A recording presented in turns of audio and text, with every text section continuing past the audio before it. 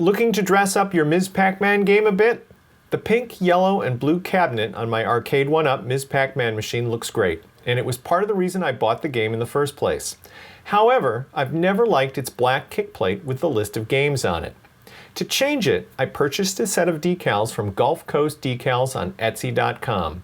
They offer a full set of decals for those who bought Ms. Pac-Man without the matching riser, but since I already had that, I asked for and was able to purchase just the decals for the kickplate and the panel directly below the control deck.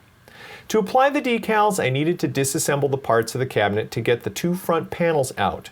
There's no need to take the whole machine apart if you follow these steps. Start by removing the cabinet from its riser base. Next, remove the control deck and the back panel. Then, loosen the 4 screws that hold the screen to one of the side panels. Finally, loosen the 2 front screws on the same side panel. You should be able to separate the side panel from the cross support and its base by about 3/8 of an inch. After that, simply slip the 2 front panels out of the machine. The decals from Gulf Coast came in a mailing tube. And as I learned the hard way, it's a good idea to unroll them and let the material relax for a day or two. They also come with an instruction sheet that supplies general information on properly applying vinyl decals to all sorts of surfaces. I started with the small cabinet panel, wiping it down to remove any dust. I applied the graphic from the top down by peeling away approximately 1 inch of the backer along the entire top edge. I then folded the backer away from the adhesive to keep it from reattaching. The decals are cut to fit the panels perfectly, so you need to work carefully to make sure they are properly aligned at the corner and the top when you start. I tacked the top edge of the vinyl to the top edge of the panel by first using light finger pressure. Once I was certain that the decal lined up, I seated the first 1 inch of the vinyl by rubbing it into the panel using a microfiber cloth in place of a squeegee. From there, I slowly pulled away more backer and smoothed the decal onto the surface with a cloth. Try as I might, I wound up with a slight overhang on one side, and any overhang needs to go as it can prevent the panel from fitting back into the track in the cabinet properly.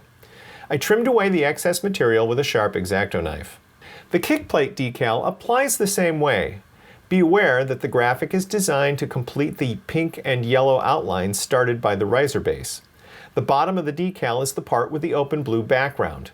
That part needs to be applied to the bottom of the kickplate where the notches are cut into the corners. The top edge of the plate is the most critical fit, as it has to join the panel that sits under the control deck, so that's where I started. Again, I peeled away approximately 1 inch of backer, then carefully seated the top edge of the panel.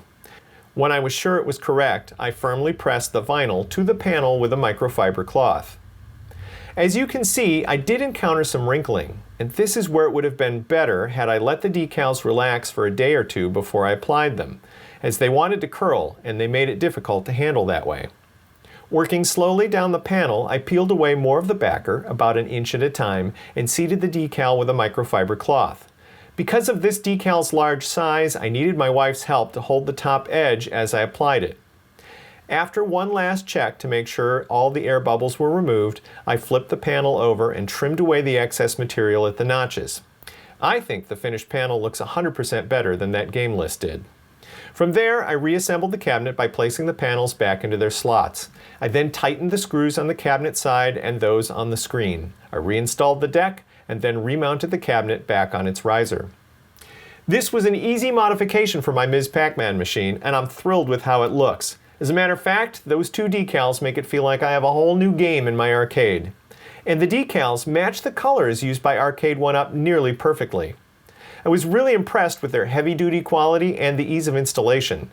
And the curling and wrinkles I encountered were completely my own fault because I wanted to do the job right away and didn't let the material flatten out after shipping for a day or two.